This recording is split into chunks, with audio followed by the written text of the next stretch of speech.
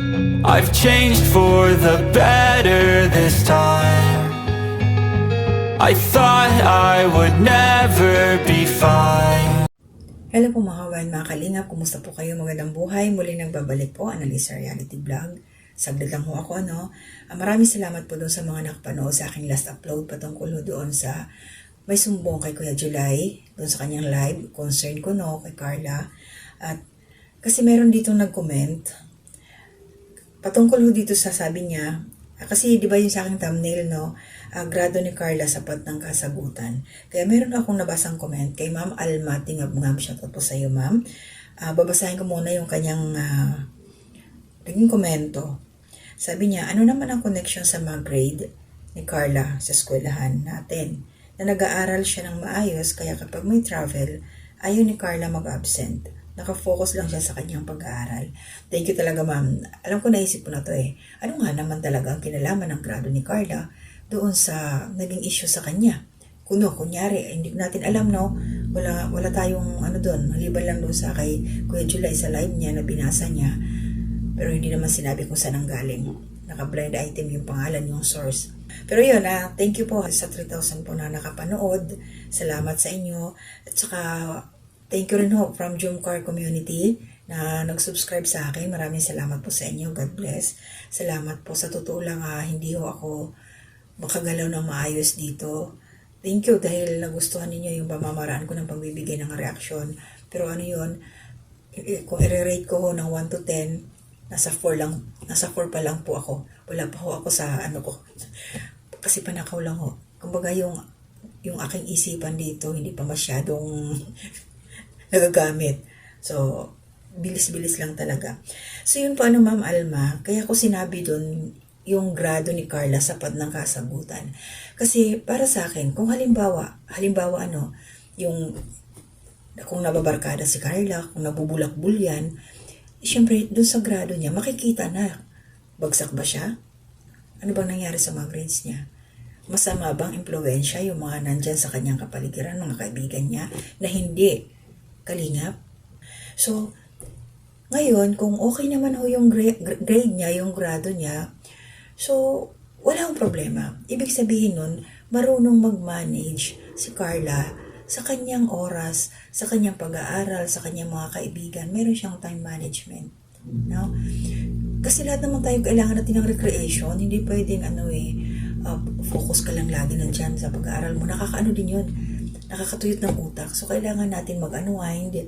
So, ayun, hindi tayo sure kung totoo na lumalabas ng gabi, wala namang ebidensya, sinabi lang, tapos yung mga kaibigan na pumupunta doon sa bahay, yung kanyang best friend.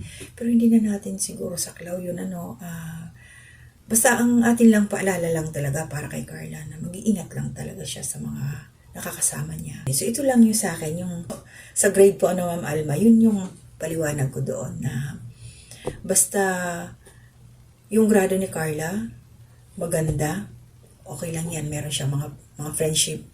Kasi alam niyo kung bakit ko nasabi yun, Ma'am Alma. Kasi ako malayo ako sa aking mga anak, nag-aaral din sila.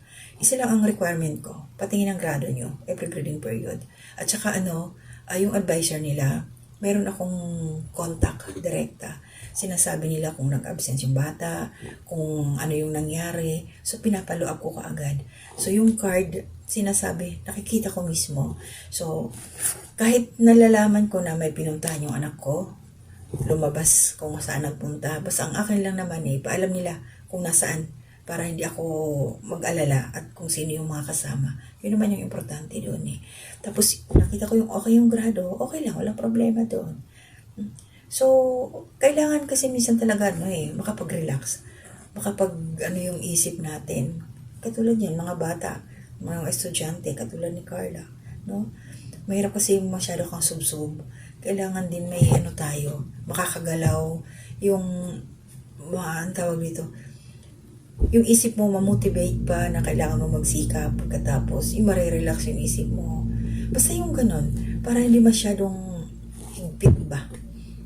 Maganda yung yung flow, sabayan mo lang yung flow, tapos kalmahan mo lang, tapos pag mag-aral ka, dyan, study kung kinakailangan na. So, yun. Basta, kabahan tayo, no? Mag-alala tayo once na malaman natin na bagsak si Carla. May mga drop si Carla. Yun ang mali. Ba?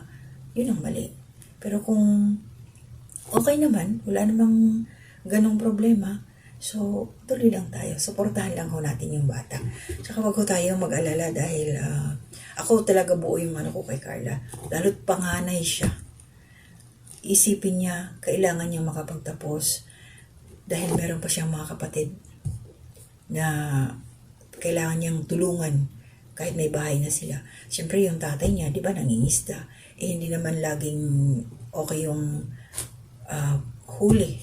Mahirap pa yung mangisda sa laot yan. Suntok sa buwan. Sortihan na kung tawag dito, maraming huli, di ba? So, tapos yung nanay niya, alalig lang din sa ibig sabihin, walang monthly. So, thankful yan si Carla doon sa kanyang mga sponsors. Andiyan pa siya sa Belwick Box, no? Kahit pa paano, may income din yung bata. Kaya wag ko tayo mag-alala, no? Tuloy-tuloy lang mapanalangin natin si Carla na maging matatag pa siya, lalo. Na, yung mga nandyan na mga naninira sa kanya, hayaan lang natin yun. Basta, kung sino man yung may direct contact kay Carla, mga kaibigan niya, o dyan sa comment section, ano lang, maging positibo tayo sa bata. Guide, no? Lalo malayo din siya sa kanyang nanay, di ba? Ito siya, boarding house din, so, iba yung kasama niya, si Rose Ann, diba? So, yun lang. Basta solve tayo sa grades, wala tayong magiging problema doon. So, maraming salamat po muli. Tuloy ho natin, supportahan sila Kuya Balsams Matubang at Edna Vlogs, Kalingap Rap, Chakta P. Matubang, mga kasama rin pong reactors dito sa Kalingap. Ayan, mga Karipa reactors, Team Strikers, Team Bios, Team Watchers, Team KOGR, may Silver Team, buong Kalingap Tahanan, shoutout po sa inyong lahat. Supportahan po natin sila. So, yun lang yung sa akin, Ma'am Alma, shoutout po. Huwag ko kayong sasama ng loob, ha? Hinighlight ko lang yun. Tama ho yung tanong nyo sa akin. Dahil naisip ko talaga na mayroon magtatanong nito kung bakit, anong kinalaman ng grado. No? Meron, malaking bagay yun yung grado. Isang basihan yun eh. Kung nag-aaral yung bata ng mabuti, maganda. Diba? Kung bagsak, yun ang problema. So, sa katauhan ni Carla, wala tayong masasabi dyan, kundi alam ko nagsisikap yung batang yan. Kaya, hold on lang tayo. Hold on lang. Makakatapos yung batang yan. At salamat talaga sa mga sponsors. Walang katapusang pasasalamat sa inyo. So, hanggang dito na muna ako. Maraming salamat muli doon sa mga nagsusubscribe sa akin. Mag-ingat po kayo palagi, mga silent viewers. Yan, mga nagsishare dyan. Thank you sa inyo. Ingat po. To God be the glory.